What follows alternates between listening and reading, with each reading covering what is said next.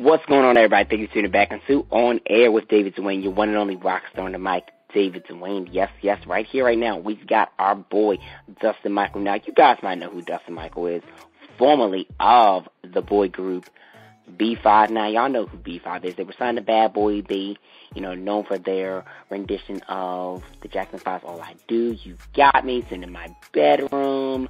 Say Yes. The hits. And the list goes on and on. But now Dustin is taking his time to do his solo thing with the brand new project. Different EP is out, and you can download it on his SoundCloud or that piss. What's going on, Dustin? How you doing? What's up, man? How you doing? I'm doing great, and yourself? I'm doing good, man. Can't complain. Everything's well. I'm blessed. Absolutely. Well, I gotta say congratulations on, all the success with the EP. It's getting a great response, so we're glad to have you on the show with us today. Yeah, man. Thank you. I'm glad to be here. Yeah, man. The reviews as far as like the EP, the feedback I've been getting on it's been really, really very positive, and I'm really happy about it. Of course, it's actually doing better than I thought it would. Absolutely, Dustin. So tell everybody about, the recording process with this project versus, doing the previous works that you've done with B5. Like, what was the recording process and what were you expecting going into different? Well, I already knew, kind of had a good idea what I kind of, the lane and stuff I wanted to go towards. I knew I wanted to definitely have a little more mature content and, because, the B5 stuff, we had kind of stayed in a pop-ish lane, you know what I mean? Which is cool. I got some pop on the EP, too, as well. But, as far as the content and the lyrical content, I guess, to be exact, I wanted to be a little more mature, show my growth, and, basically what I'm doing now as a solo artist and as a grown man versus back in the day in a group, Exactly. And how would you say, transitioning from, what you did in B5, like the pop stuff, to now just doing strictly R&B and, keeping it grown? Like, was that kind of like a hard approach to do, or was it like, it kind of flowed right as you were, growing up and you're older now? No, man, it's kind of always really been in me, since, so it was really just basically getting to do what my heart desired to do as far as the type of music and sound I wanted to do. So it wasn't hard at all. It's just really, I get to finally portray and put out that kind of music that I always wanted to in the back of my mind in the first place. So to actually do it, man, it was actually a big relief. So I'm glad it's out there. I'm glad I got it off my shoulders, So I feel good about it, man.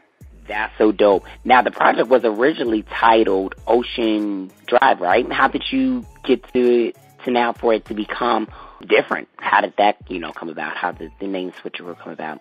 What made me want to change it is, like, after I put the whole EP together, like the track list and everything, that's when it really hit me. I was like, you know what, this stuff is really got its own little sound and its own lane, versus everybody else's stuff that's out there, which I'm not knocking, I respect all the artists that's out right now, and I see them doing their thing.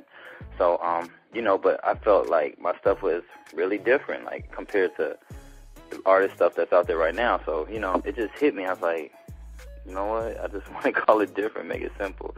The Ocean Drive thing was I was in a certain place at a certain time when I came up with that.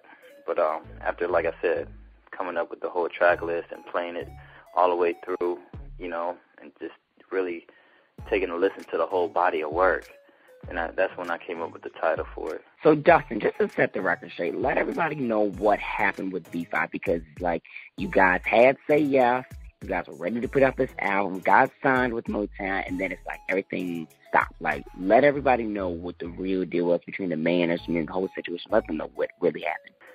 The ultimate thing was, it was management, really, when it comes down to it. It was management, the internal team that we had.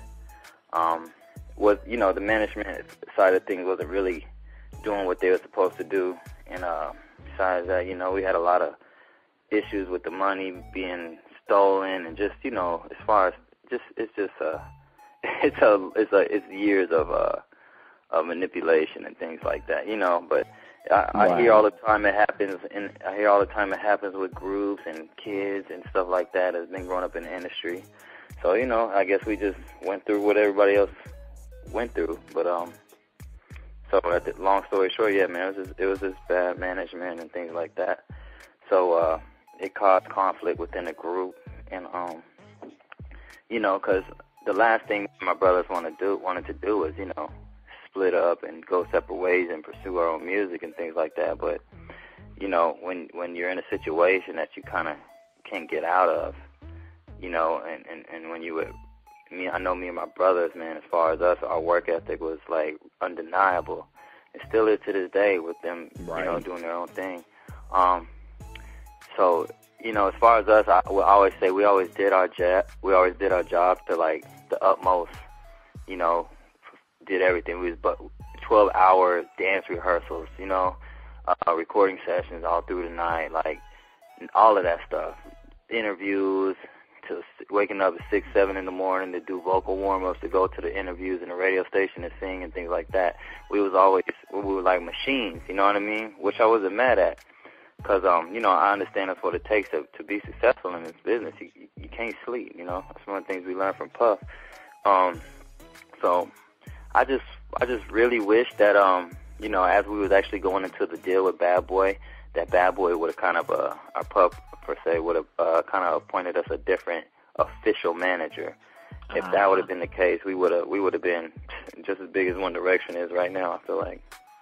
But, you know, everybody had their hands on us. So and at the same time, people didn't want to work, and they didn't want to let us go at the same time to blossom and flourish and become, you know, true to be all we could be, basically, within the group, you know. So right.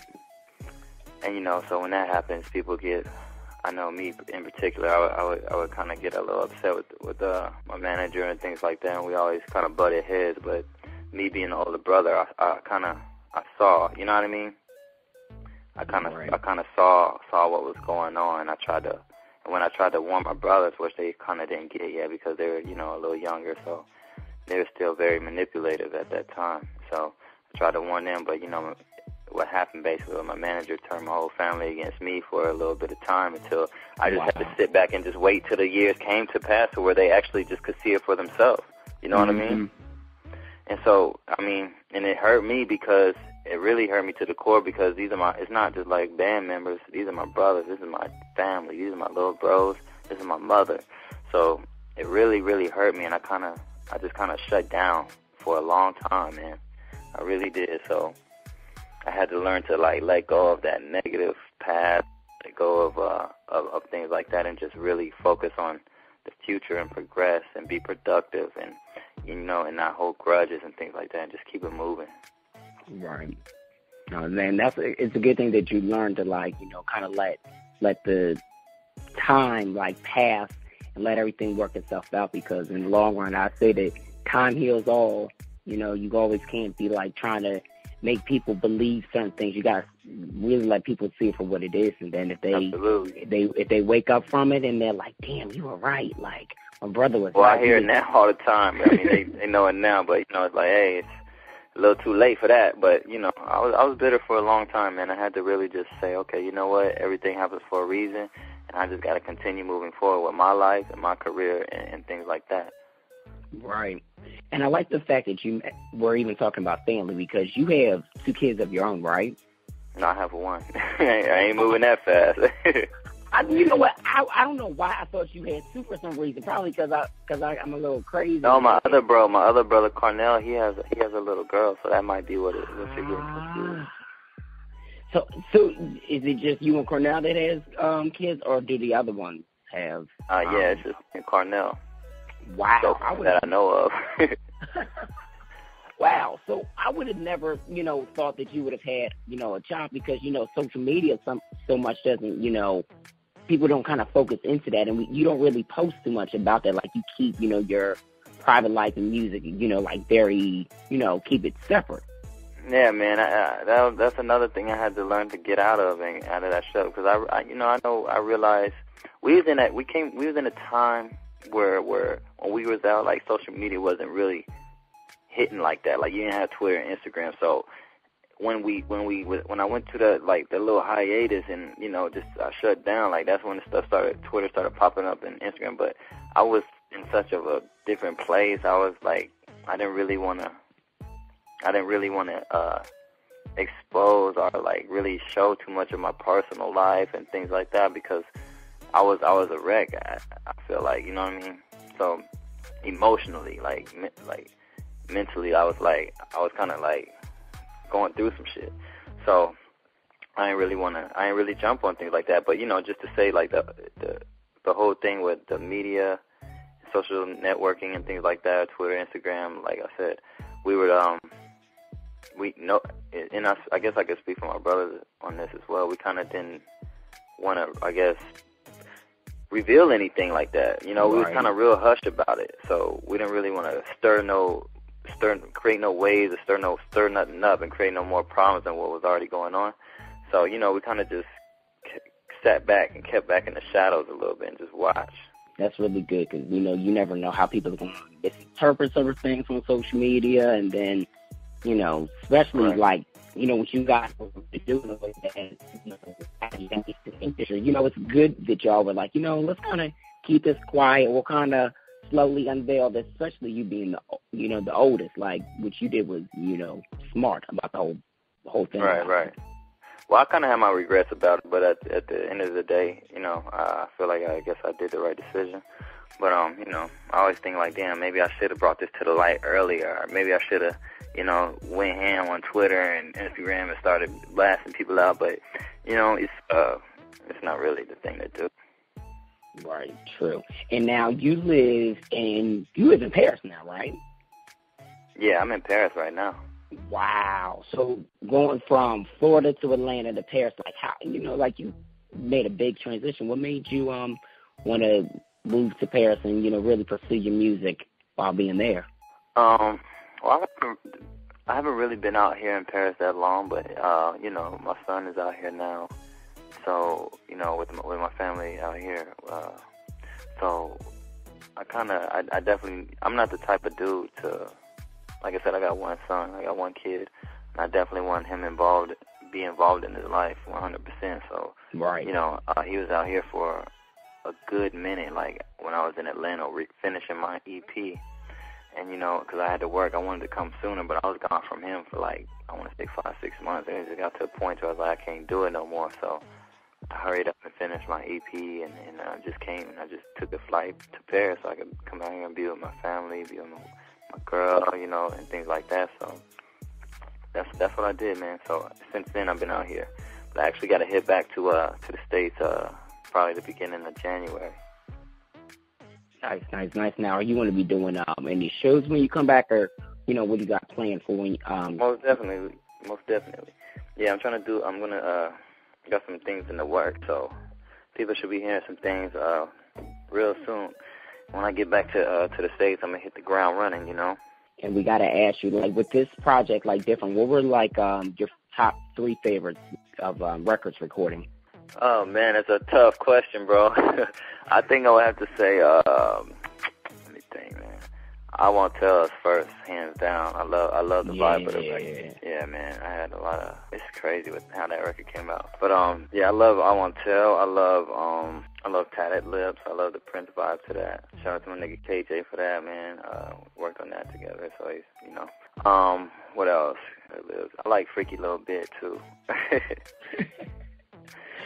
That actually is like my best friend's favorite. She's like, David, I love that Freaky Little Bit. So I'm like, that is like, yeah. You gotta tell Dustin that's gotta be his next single. Like, she hounded me about that one to tell you that. Oh, okay. I'll tell her I appreciate it. Yeah, man, I had a lot of fun recording that one. And that's when I have the most, that's when I like to record. Like, I just like to have fun in the studio. I don't like it to be too serious. I realize when I try to focus too hard on the song and try and be too serious I don't actually get anything done. It's when I'm in the studio just vibing. I like vibing. I like the good vibe. There's a good vibe going on, and I can come up with a couple songs. I can come up with 2, 3, as many songs as time allows. You know what I mean? Absolutely, for sure, Dustin, most deaf. Now, tell everybody about the concept of Tattered Lips, because that's a hot record. Tell them about that, just in case they haven't downloaded the EP, which they need to download right now.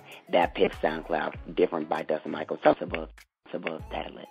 It's basically, it got like if you listen to the track, it's got like this Prince feel to it, which I love Prince, so, it's definitely got some inspiration from Prince. And I want to say like a little bit of The Dream as well. So yeah, it's very a Prince-inspired record that I absolutely love, and with the little 2015. And it's good that you're able to do that with your music, and keep it true to who you are, but keep it grown and keep it like very up with the times, not like outdated, but really up with the times. Current, yeah. It's definitely now. You know what I mean? And I was really wanted to focus on that too, and make sure and keep that and make sure because people can like the old school records all day, but it's like, okay, at the same time, got to realize what times we're in. You know what I mean? Right. And I think if you realize what times you are in, as far as like what people want to listen to with the music, and you give them that, and you don't think about you personally, you think, okay, well, what are my fans like? What would the majority people like? You know what I mean? So I always make sure to remind myself of that, to not just be thinking selfish of the music, but always think about the people, because I'm not making music for myself. At the end of the day, I'm making it for my fans. I'm making it for the people. So I gotta keep that in mind at all times. It's rewarding knowing the fact that you have like younger fans, listening and vibing to your music. That probably are just coming up on your music, not even because of B5, but like really getting into who Dustin is for himself. Yeah, no, I appreciate all the B5 fans and the ones that have been rocking with us since back then, but of course I'm trying to focus on gaining new fans that's completely, totally never knew about it. You know what I mean? That's my goal. I want to grab the new audience and expand it as much as possible. So that's really what I'm going to focus on leading into the new year of 2016. I'm just putting myself out there, promote branding, marketing, and things like that outside of, because if a lot of people don't know, B5 has a certain B5 has like a certain hub and group of fans and things like that, and they're kind of like defensive, and I don't know, it's weird. It's like they fans, but then they're kind of defensive as to letting anybody else come in and have the experience of it. You know what I mean? Right. So I want to break that. I definitely want to break that, and get people to love the get people to love the records, love me as a solo artist, and even just stuff back then as far as the B5 thing is. Like I said, just want to really expand that and grab new audience and new fans and even the younger generation and things like that. That's what my focus is on. How do you like having that control versus Oh man, I absolutely love it. I absolutely love it because I'm kind of a control freak, but not in a bad way, I would say. But as far as my music and things like that and what I want to put out and how I want to put it out and when I want to put it out, like I definitely like to have total say-so of it. And which, in the B5, when I was in the group, I didn't necessarily get to voice my opinion like that and actually people take a listen to and things like that, because what I've learned is that I've always been really, really in tune with music, as far as like what's hot and what's not and what'll work and what won't. And y'all know, I think it's just a little gift that I have, and so I'm glad that I'm able to really use that gift now in going forward with my project. So I'm definitely 100% ecstatic about that. And now another question I wanted to ask you was, are you releasing any music videos for the project anytime soon? Or yeah, I released a couple of videos that's off of the EP. I released a video for Pay It Forward. I actually shot that in Paris, and that's on my SoundCloud. No, not my SoundCloud, I'm sorry. That's on my YouTube page, which is youtube.com/Dustin Michael TV. You could go in there and check out the Pay It Forward video. And I shot that in Paris, like I said. And then it actually happened right around it happened exactly at the time of when all the terrorist attacks started happening out here, which is very recent. So I kind of made a tribute to it when I got to like editing stages and the final touches of it, because I just wanted to really express my concern and support for Paris as far as that, for all the victims that that happened, that for all the victims basically that there was during the whole terrorist attack out here. So I definitely needed to express that. And as far as the other video, there's for Pinata. It's not necessarily me in the video, but it's just a little promo video that I have of a girl dancing on the pole until I actually shoot the video. But it's still cool, if the girl's sexy, she's doing her little thing on the pole. So, I just wanted to throw that out there. And I have another video out there, too, after EP is off the record, Change Me. And that's also on my YouTube. All these videos is on my YouTube channel, youtube.com/DustinMichaelTV. But, Change Me is it's a video I did a while ago. But I kind of want to revamp that video, or not necessarily revamp it, just remake the video. Mm-hmm. I wasn't too pleased with the outcome of it, and to be honest with you, it got released without my consent. Oh wow! So, yeah. So that was a nice little episode as well. But, so it's all good though. At the end of the day, it's all good. So yeah, that video's out there. And it's on. I ended up putting it on my YouTube channel as well. Right. Even though I don't personally like it, I felt like what, the fans will still want to see the video to it. Right. And it seems like you've gotten a lot of good response, like with these videos, because they all have different like concepts, and they're like have different scenery and different vibes to it. So I mean, it's good that you chose to let the video just ride out and be out there, and that you're that creative with your visuals just in general. Well, they're nowhere near where as far as my mind is, honestly. Once I get a budget, a real good budget for the project, then that's when people really get to see me just go crazy with the ideas and the treatments for the videos. What I have in my mind as far as videos and visuals and tours is, me and my brothers will talk about this all the time, and we see people's shows and stuff like that. The stuff that we came up with, man, would just blow people's minds. It's very expensive things, but it's nonetheless very, very next level shit, man. That I can say. No, that's amazing. And it's funny that you mentioned shows like that. Are you currently like preparing to do shows that like in your daily routine? Are you rehearsing for your live shows? I actually haven't started rehearsals yet for that, but it won't take me long. But I gotta find dancers and all that, man. Like releases EP like a week or two ago. So yeah, I still gotta get all that stuff together, and I want to get the dancers and everything out there, and while I'm in the States, so I'm out in Paris as of right now, so I kind of have to wait till I get out there. But I definitely got to get to work on that and get a show. But the show's gonna be sick. I promise that. And how the B5 stuff was, so it's gonna be even better. Right. Yeah, because you guys did amazing things, like with the performances. I remember coming to one show, I think it was in New York, and it just like to see you guys really embody the live performance and the choreography. Like everything was on point and key.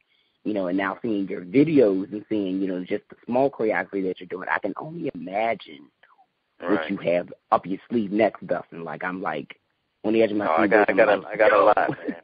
I got a lot. Trust me. I'm about to go real fucking ham. I'm about to go crazy with it. That's for sure. That's amazing. I like to push myself, man, as an artist and just as an individual. Period.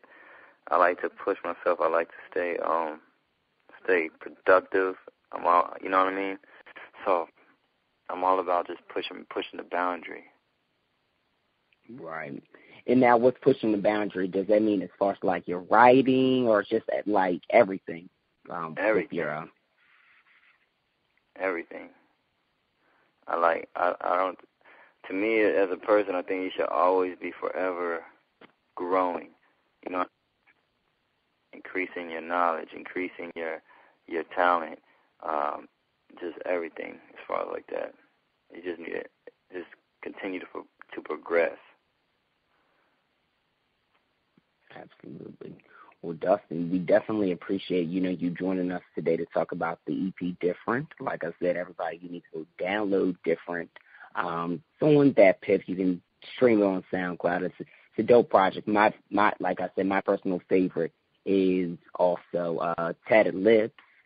I didn't say that was my favorite. Oh, yeah, I did say that was my favorite. Now I'm losing my mind. And I like I Won't Tell as well. Like, that is, you got to do a video for I Won't Tell, because I think that is literally, as I look on social media every day, I think that's everybody's favorite. Yeah, that's what I've seen. I kind of looked at the comments and things like that, and it's definitely leaning towards I Won't Tell. So I'm definitely thinking about shooting a video for it. So that if I was to shoot one, that would be the next one I would shoot. It's definitely I Won't Tell.